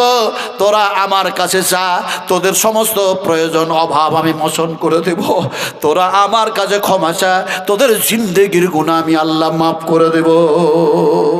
রাসূলুল্লাহর কাছে আল্লাহ পাক এই কথা বললেন, আর রাসূলুল্লাহ শিখাচ্ছেন কি? আল্লাহুম্মা গফিরলি যুনুবি। যুনুব মানে হচ্ছে গুনাহ, জুনুব মানে হচ্ছে গুনাহ। ভালো করে শুনুন, এগুলো আরবি শব্দ তো। জুনুব কে মানে হলো গুনাহ, পাপ। আর আল্লাহুম্মা গফিরলি, হে আমার রব তুমি আমাকে ক্ষমা করো। কি থেকে? ওই যেন গুনাহ থেকে, যে পাপ করেছি। কথা বলছিলাম কি, নবী সাহেবের দুয়ার শেষ নাই। কি যে দোয়া বলবো আপনাদেরকে। আচ্ছা বলুন তো, আজকে আপনারা খেয়েছেন মাদ্রাসাতে, কেউ বাড়িতে খেয়েছেন, কোন হাত দিয়ে খেয়েছেন দেখি বলতে পারেন কিনা? কোন হাত দিয়ে খেয়েছেন আপনারা? আশ্চর্য মানুষ তো, খুব ভয়টাই খেয়ে গেলেন নাকি? ডান হাত দিয়ে খেয়েছেন। এখন এই ডান হাতটাকে আল্লাহ পাক প্যারালাইসিসে পরিণত করে দিল, হাতটা আসছে না। খাবেন কোন হাত দিয়ে? বাম হাতটাও প্যারালাইসিস হয়ে গেছে। খাওয়াবে কে? স্ত্রী। খাওয়াবে কে? মা। খাওয়াবে কে? বাবা। খাওয়াবে কে? বৌমা। খাওয়াবে চাচা, খাওয়াবে কাকি, খাওয়াবে খালা, খাওয়াবে নার্সেরা, খাওয়াবে ডাক্তারেরা। গোটা পৃথিবীর সমস্ত মানুষকে আল্লাহ পঙ্গ করে দিলেন, প্যারালাইসিসে পরিণত করে দিলেন। এবার আপনি খাবেন কেমন করে? আর উত্তর নাই। এই কথাটাই প্রথমে বলতে হতো যে আল্লাহই খাওয়ান, আল্লাহই খাওয়াবেন।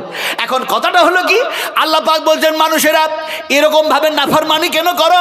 তোমরা মনে মনে করো আমরা খাই, হাত দিয়ে খায়, ডান হাত দিয়ে, বাম হাত দিয়ে, কেউ যেন খাইয়ে দেয় অসুস্থ সময়। এরকম তো তোমাদের মনের আকীদা, তোমাদের মনের ধ্যান ধারণা। কিন্তু আল্লাহ সুবহানাহু ওয়া তাআলা বলছে তোমরা খেতে পারো না, তোমরা পান করতে পারো না। হুয়া ইউতইমুনি ওয়া ইয়াসকিন ওয়া ইযা মারিদতু ফাহুয়া ইয়াসফিন। আল্লাহ সুবহানাহু ওয়া তাআলা বলেন, আমি তোমাদের পানি পান করাই দিই, আমি আল্লাহ তোমাদের খাবার খাইয়ে দিই। সুবহানাল্লাহ বললেন না? এর জন্য সুবহানাল্লাহ। আচ্ছা, যে আল্লাহ খাবার খাওয়ালো তারপরে দোয়া কি পড়েন? আমি নাজমা আলমকে যদি মনে করেন যে আবার সামনে বছরের জন্য নিব এই 2024-এ, বিশ্বাস করুন ডায়েরি তো ফাঁকা নাই, ডায়েরি ফাঁকা নাই। তবে পেয়েছেন কিছু কথা বলে যাচ্ছি, কিছু কথা বলে যাচ্ছি আল্লাহ এবং আল্লাহ রসুলের কথা। এগুলোকে মনে প্রাণে গেঁথে রাখবেন, আমল করবেন, জিন্দেগি তৈরি হয়ে যাবে, ইমান মজবুত হয়ে যাবে। সুবহানাল্লাহ। ভালো করে শুনে রাখুন, আমি অন্য রাজ্যের মানুষ, ঝাড়খণ্ডের মানুষ। আপনি যে এমনি করে আল্লাহ পাক খাওয়ালেন, খাবার খাওয়ার পরে আপনারা দোয়া কি পড়েন? আলহামদুলিল্লাহ বাস? না, এরকম নাই। ওই যে বলেছি, নবীর সুন্নাত মাফিক যদি কাজ না হয় তাহলে নবী বলছে আমার সুন্নাত হলো না। ওই যে দাড়ি কালো করেছো, তাহলে কি? আলহামদুলিল্লাহ আপনি শুধু করবেন। তিরমিজি শরীফের মধ্যে এসেছে, আলহামদুলিল্লাহিল্লাযী আতআমানি আতআমানি ওয়াসাকানি ওয়াজআলানি মিনাল মুসলিমিন। এই দোয়াটা হয়তো আপনারা অনেকেই পড়েন, কিন্তু রাসূলুল্লাহ বলছে আমি কি পড়েছি শোনো। নবী যেটা পড়েছেন সেটা যেন বুখারী শরীফের মধ্যে কোড হয়ে গেছে। ইমাম বুখারী রাহমাতুল্লাহ আলাইহি সেই দোয়া নিয়ে এসেছেন, ধরে বলুন সুবহানাল্লাহ। এখন আল্লাহর নবী খাবার খেলেন যেন খেজুর। খেজুর যখন নবী খেতেন একটি খেতেন, অথবা প্রয়োজন পড়লে আর খেজুর থাকলে যেন 3টি খেতেন, তার মানে বিজোড় খেতেন। আল্লাহ নবী বললেন মোমেনেরা মোমেনেরা মোমেনেরা 3 আতুরিতে খাবার খায়, তার মানে একটা অংশ ফাঁকা রাখে। আর কাফের যারা, তারা যেন দেখা যায় হুলকম থেকে নিয়ে পেটের নাভি পর্যন্ত খায়। ও কথা বুঝুন কি না, অমিত শাহকে দেখছেন না, খেয়ে দে হারামি মাল খেয়ে কেমনে পেট মোটা হয়ে গেছে, কথা বুঝেন কি নিয়ে, জনগণের রক্ত খেয়ে খেয়ে, কথা বুঝেন কি নিয়ে, শুধু গালি হয়ে হয়ে। আল্লাহ নবী বলেছেন এই দুনিয়ায় যারা পেট পরিপূর্ণ করে খাবার খায়, 7 আতুরিতে যারা খায়, এরা হচ্ছে কাফের, কথা বুঝেছেন কি নি। এখন বিশ্ব নবী খাবার খেলেন বিজোর খাবার, আর নবী বললেন আল্লাহ বিজোরকে ভালোবাসেন, ধরে বলুন সুবহানাল্লাহ, আরো ধরুন সুবহানাল্লাহ।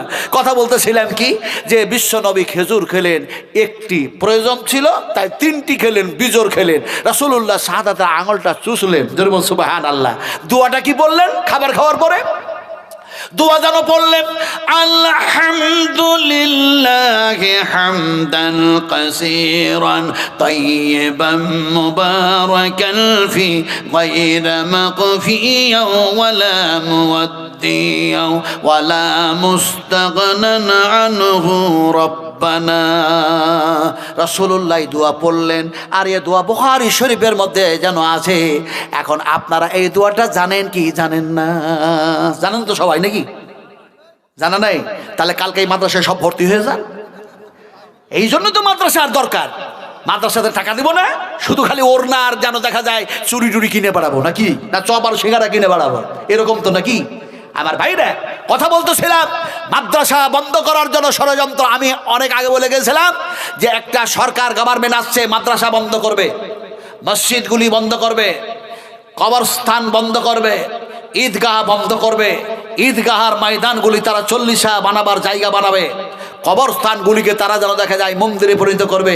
যার জন্য হাজ্জাতুল বিদাহ হাজ্জাতুল বিদাহ হাজ্জাতুল বিদাহ হাজ্জাতুল বিদাহ, বিশ্বনবীর বিদায় হজে রাসূলুল্লাহ বলেছিলেন লানাত লানাত লানাত লানাত, অভিশাপ অভিশাপ অভিশাপ ইহুদিদের ওপরে যারা নবীদের কবরস্থানগুলিকে ইবাদতের জায়গা বানিয়ে নিয়েছে। বলুন নাউজুবিল্লাহ।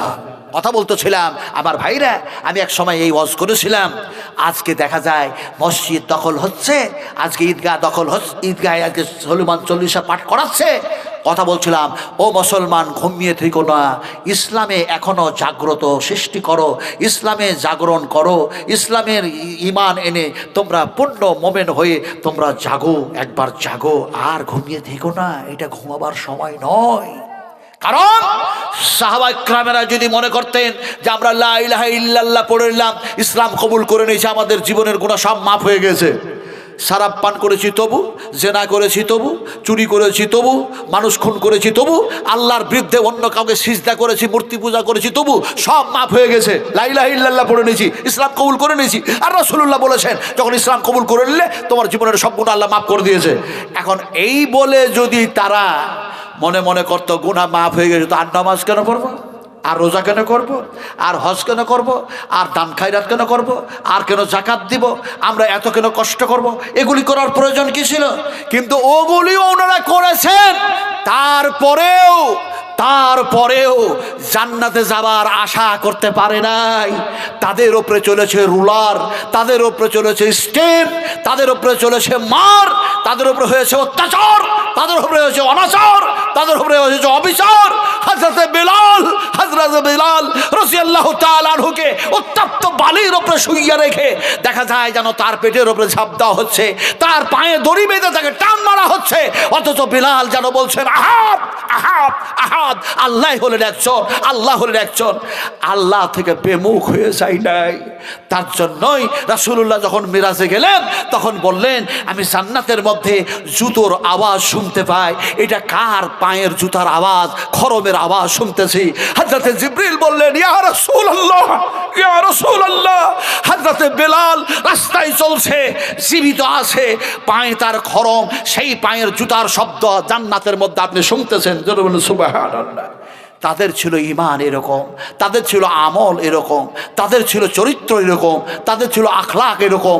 আমাদের মুসলমানদের চরিত্র আখলাক যদি ইন্নাকা লাআলা খুলুকিন আযীম, বিশ্বনবীর আখলাকের মতো আমাদের আখলাক যদি হতো, তাহলে আমরাও আজকে সবচেয়ে আলা, সবচেয়ে আলা, সবচেয়ে উঁচু জায়গার সম্মান আমরাও লাভ করতে পারতাম। কিন্তু দুর্ভাগ্য যে আজকে আমরা ইসলামকে অপমান করেছি, আল্লাহকে অপমান করেছি, রাসূলকে অপমান করেছি, কোরআনকে অপমান করেছি, অপদস্থ করেছি, যার জন্য আজকে মুসলমান লাঞ্ছিত, ঘৃণিত, পদতলিত, লাঞ্ছনা গঞ্জনার পাত্র হয়ে গেছে। যার জন্য মুসলমানদের আজকে জাগ্রত হতে হবে। জাগ্রত হতে হবে না, হবে না বলুন? যদি জাগ্রত হতে হয় লম্বা ওয়াজ করবো না। ওই যে বললাম যে প্রতিদিনের জন্য প্রোগ্রাম, আগামীকালকে বালুরঘাটে আমার প্রোগ্রাম, আলহামদুলিল্লাহ সুম্মা আলহামদুলিল্লাহ। তারপর দিন আপনার মালদা ডিস্ট্রিক্ট, আপনার কোথায় যেন প্রোগ্রাম, তারপরে দেখা যায় এমনি করে আপনার কোথায় যেন কিষানগঞ্জে প্রোগ্রাম, কোথাও কোথাও সব প্রোগ্রাম যেন নেওয়া আছে। আলহামদুলিল্লাহ আজকে আসছিলাম তো আপনাদের ফিরোজপুর এখানে কোথা আছে, ফিরোজপুর আছে না নাই? ওনারা দেখা করার জন্য এসেছিলেন, আমাকে বললেন হুজুর আমাদের জালসা মিস করবেন না। কথা বুঝেন কিনি? আমি বললাম আমার শরীরটা আল্লাহ যদি ভালো রাখে মিস হবে না, আসবো। তোমরা তো আমাকে আগে টাকা দাও না, আমি নিজের পকেট থেকে টাকা বাইর করে গাড়ির তেল কিনি, তারপরে গাড়ির মালিককে টাকা মিটাই, টোলগুলো পার করি, কিন্তু তোমাদের কাছে তো টাকা নিয়ে নাই। বলে হুজুর আমরা জানি যে আপনি এমন একটা মানুষ, অন্য স্টেট অন্য রাজ্য থেকে আসেন, তারপরেও আলহামদুলিল্লাহ সুম্মা আলহামদুলিল্লাহ কোনোদিন জীবনে বলেন না যে আমার অ্যাকাউন্টে টাকা মারো। তার মানে আমার অ্যাকাউন্টেই নাই। কথা বুঝলেন কি না? আমি ব্যাংকের সাথে আমার কোনো সম্পর্ক নাই। জরুর আলহামদুলিল্লাহ। কেন নেই? আল্লাহ রাসূল বলেছেন ব্যাংকে সার্ভিসটাও যেন হারাম, ব্যাংকে চাকরি করা কি মুসলমানদের জন্য হারাম। মুসলমানেরা চাকরি করতে পারে না, সে মহিলা হোক চাই পুরুষ হোক। এমনকি এই ব্যাংক সিস্টেম সুদের জায়গা, সেখানে মোমেনেরা পা দিবে না। আলহামদুলিল্লাহ সুবহান আলহামদুলিল্লাহ। আজকে সহজ হয়ে গেছে। আপনারা একটু দোয়া করুন, আপনাদের জন্য দোয়া করবেন ইনশাআল্লাহ। মনের আশা ছিল অনেক, তার মধ্যে একটা আশা ছিল যে আল্লাহর ঘরটা তওয়াফ করব কখন। একবার টাকা জমা করেছিলাম আর করোনা হয়ে গেল, মারাত্মকভাবে বন্ধ হয়ে গেল, টাকা ব্যাক আসলো। এইবার আলহামদুলিল্লাহ আজকে প্রায় 1 মাসেরও বেশি হয়ে যাচ্ছে। ইনশাআল্লাহ পাসপোর্ট থেকে শুরু করে যত যাবতীয় সব কিছু অ্যাপ্লাই করা হয়ে গেছে, সব জমা হয়ে গেছে আলহামদুলিল্লাহ সুবহান আলহামদুলিল্লাহ। আর আপনাদের দোয়া, আল্লাহর দয়া, মাতা পিতার দোয়া আর ওস্তাদের দোয়া, এই দোয়া নিয়ে আলহামদুলিল্লাহ এবার যেন আমরা স্বামী স্ত্রী দুজনাই যাচ্ছি। আল্লাহ পাক যাতে আমাদের হজকে কবুল করে। আর আপনাদের জন্য দোয়া করব বাইতুল হারামে, আপনারা আমার জন্য দোয়া করেন আল্লাহ যাতে আমাকে পৌঁছায়া দেয়, আমাদেরকে পৌঁছায়া দেয়, আর হাজিদের হজ কবুল করে। জরুর আল্লাহুম্মা আমিন, জরুর আল্লাহুম্মা আমিন। রাসূলুল্লাহ বলেছেন আহা কাবা এমন একটা জায়গা, আমার ভাইরা আমার বোনেরা, বাইতুল হারাম এমন একটি জায়গা, মুশরিক যারা, মূর্তি পূজারী যারা, তাদেরও বিশ্বাস ছিল যে এখানে দোয়া করলে আল্লাহর দরবারে দোয়া কবুল হয়ে যায়। যার জন্য আবু লাহাব, যার জন্য আবু জাহিল, যার জন্য আবুল হাকাম, যার জন্য আবুল আসওয়াদ, যার জন্য এমনি করে দেখা যায়, এমনি করে সে সমস্ত কাফের মুশরিকেরা ওই কাবা ঘরে গিয়ে দোয়া করতো। কথা বুঝেন কি না? তো ওই ঘরটা এমন একটা জায়গা যে ওখানে গিয়ে আপনি যখন তওয়াফ করবেন, আপনি ওখানে গিয়ে যখন সিজদা করবেন, ওখানে গিয়ে আপনি যখন সুবহান রাব্বিয়াল আলা বললেন, আল্লাহ নবী বলেছেন 1 ওয়াক্তের নামাজ পড়ার কারণে 1 লক্ষ নেকি আল্লাহ পাক দিয়ে দেন। জোরে বলুন সুবহানাল্লাহ। সেই জায়গার বড় আশা ছিল। আমার মতো মানুষটা, এই এত বয়সের মানুষ, আমরা দুজনাই যাচ্ছি, আরো লক্ষ লক্ষ অগণিত সেখানে যাবেন যিনারা আল্লাহ সকলের হজকে যাতে কবুল করেন। জোরে বলুন আল্লাহুম্মা আমিন। আজকে প্রয়োজন আছে দোয়ায়ে কুনুতে নাযিলা বেশি বেশি করে পড়ুন। মুর্শিদাবাদ জেলার যত হাফেজ আছেন, কারি আছেন, যত আলেম ওলামা আছেন, কেন আজকে বিশ্বনবী যখন দেখলেন বিপদ ঘনিয়ে এসেছে, বিপদ, কালো বিপদ ঘনিয়ে আসছে, কাফের বেঈমান মুশরিকদের পক্ষ থেকে মুসলমানদের উপরে নির্যাতন হবে, রাসূলুল্লাহ মাসকে মাস ধরে দোয়ায়ে কুনুতে নাযিলা সালাতের মধ্যে আদায় করলেন। সুবহানাল্লাহ। আজকে স্পেন, আজকে দেখা যায় এমনি করে জানো মিয়ানমার, এমনি করে দেখা যায় জানো কি ওই আপনার বিভিন্ন রাষ্ট্রে আজকে দেখা যায় এমনি করে ইসরায়েল, ফিলিস্তিন, নানা কিছু যেন দেখা যায় আফগানিস্তান, তালেবান, নানা কিছু জায়গায় আজকে হচ্ছে। কিন্তু আপনারা কেন দোয়া ছাড়লেন? কেন দোয়া ছাড়লেন? আপনারা খজুর সঙ্গে সলাতের মধ্যে আপনারা দোয়া করুন। দোয়ায়ে কুনুতে নাযিলা আল্লাহুম্মা ইগফির লানা ওয়া লিল মুমিনিনা ওয়াল মুমিনাত ওয়াল মুসলিমিনা ওয়াল মুসলিমাত আল্লাহুম্মা আলিফ বাইনা কুলুবিহিম ওয়াসলিহ যাতা বাইনিহিম ওয়ানসুরহুম আলা আদুবিকা ওয়া আলা আদুবিহিম আল্লাহুম্মা ইন্নাল কাফারাতাল্লাযীনা ইয়াসুদ্দুনা আন সাবিলিক ওয়া ইউকাযযিবুনা রাসূলাক ওয়া ইউকাতিলুনা আউলিয়াক আল্লাহুম্মা খালিফ বাইনা কালিমাতিহিম ওয়া যালজিল আকদামাহুম ওয়া সাতিত সামআহুম ওয়া ফাররিগ জামআহুম ওয়া আনজিল বিহিম বাসাকাল্লাযী লা তারুদ্দু আনিল কওমিল মুজরিমিন। এই দোয়াগুলো কেন করেন না? কেন করেন না? বেশি বেশি করে করুন, বেশি বেশি করে করুন। আল্লাহর মদদ, আল্লাহর সাহায্য অবশ্যই আছে, অবশ্যই আছে। আল্লাহর ওয়াদা সত্য। কথা বলতেছিলাম, এইগুলি জানার জন্য, এইগুলি শিক্ষা দেওয়ার জন্য, শিক্ষা করার জন্য মাদ্রাসার প্রয়োজন আছে না নাই? জবাব চাই, আছে না নাই? আছে। যেহেতু আছে, সেহেতু রাসূলুল্লাহ বলছেন তোমরা আমাকে দেখো নাই। আমরা কি দেখেছি? কথা বলুন, নবীকে আমরা দেখেছি? নবী বলছেন তোমরা আমাকে দেখো নাই। তোমরা যদি দেখতে চাও, কিয়ামতের মাঠে আমার সঙ্গে দেখা হবে, আমার হাতের পানি পান করাবো তোমাদেরকে। তোমরা কি আমার হাতের পানি পান করতে চাও? তাহলে সেই নিয়তটা যদি করি, এ নবী আপনাকে দেখি নাই, এই আল্লাহ আপনাকে দেখি নাই, আপনার জান্নাত দেখি নাই, জাহান্নাম দেখি নাই। আপনার কথা আর নবীর কথা শুনে যেন দেখলাম নবীর মাদ্রাসা। এটা নবীর মাদ্রাসা। এই আল্লাহ, নবীর মাদ্রাসা দেখতেছি, কিন্তু নিয়ত করতেছি এই মাদ্রাসায় আমি 1000 টাকা দিয়ে নবীর হাতের পানি পান করে আমি বেহেশত লাভ করতে চাই। আল্লাহ তুমি আমাকে সেই যেন তৌফিকটা দান করে দিও। এই নিয়তটা করে কোনো মানুষ যদি বলতেন যে 1000 টাকা আমি লিখে দিচ্ছি, যদি 10টা মানুষও বলতেন যে 1000 টাকা দিচ্ছি, একটা করে 1000 টাকা,